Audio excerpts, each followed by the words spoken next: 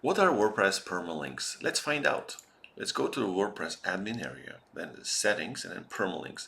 You need to configure that as soon as you install a WordPress site. In the beginning, or by default, your links will have numbers in them. But this one is definitely a better option for people and also for search engines. What I like to do is build on top of this functionality by adding the post ID at the end of the link. So it will look like this. So it's post name dash and then P and then a number.